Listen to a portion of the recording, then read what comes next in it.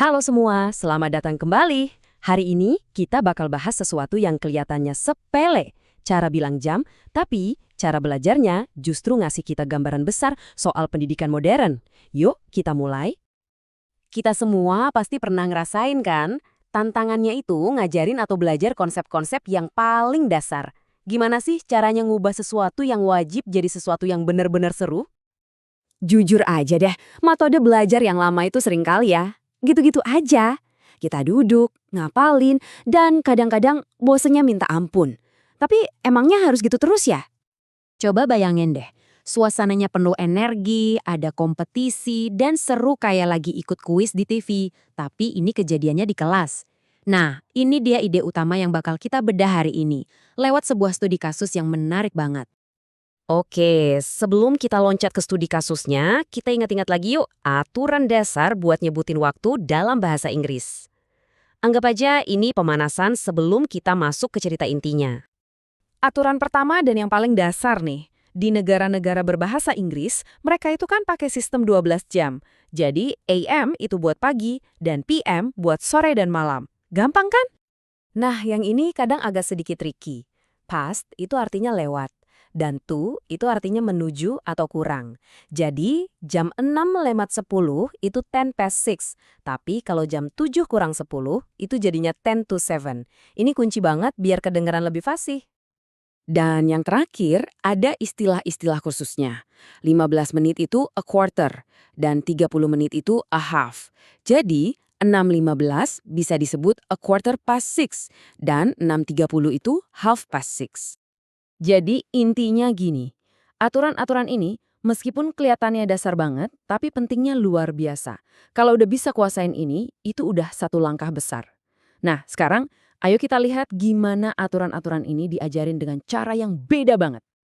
Oke, sekarang kita pindah lokasi. Kita nggak lagi ngomongin teori, tapi kita bakal lihat langsung penerapannya di dunia nyata.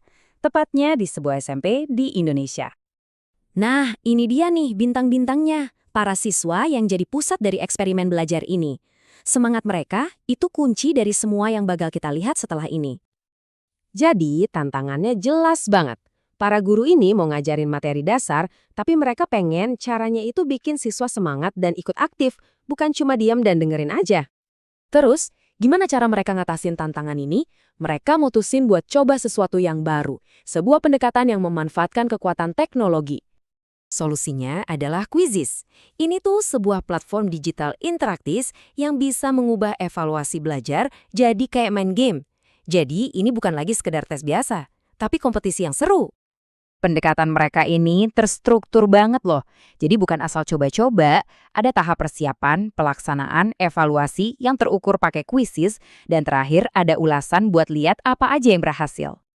Dan lihat deh semangat di ruangan ini. Siswa-siswanya nggak cuma duduk diem.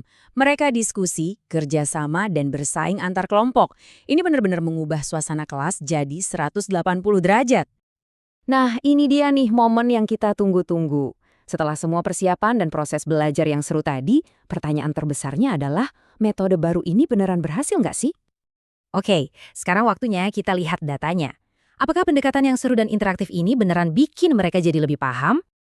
Angka pertama yang keluar ini nunjukin hasil yang sangat konsisten, 71%.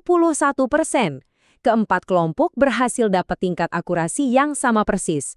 Ini artinya pemahaman dasarnya itu merata dan kuat di seluruh kelas. Ini bukan kebetulan. Coba kita gali lebih dalam. Meskipun tingkat akurasinya sama, semua kelompok jawab 7 dari 10 soal dengan benar, tapi skor akhirnya beda-beda. Kenapa ya?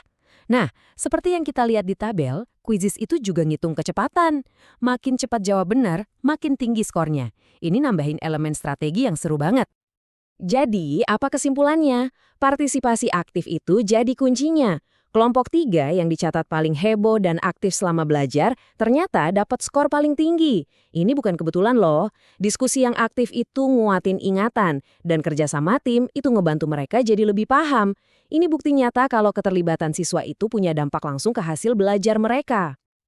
Oke, coba kita mundur sedikit dan lihat gambaran besarnya. Apa sih artinya studi kasus kecil di Sorong ini buat dunia pendidikan secara umum?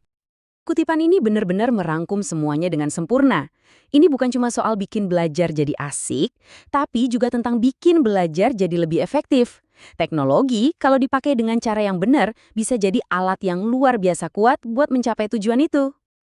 Dan ini membawa kita ke pertanyaan terakhir. Kalau sebuah kuis digital sederhana aja bisa bikin pelajaran tentang jam jadi hidup lagi, coba bayangin potensinya buat mata pelajaran lain yang lebih rumit. Mungkin ya, masa depan belajar itu nggak cuma lebih pintar, tapi juga jauh lebih menyenangkan. Terima kasih sudah menyimak.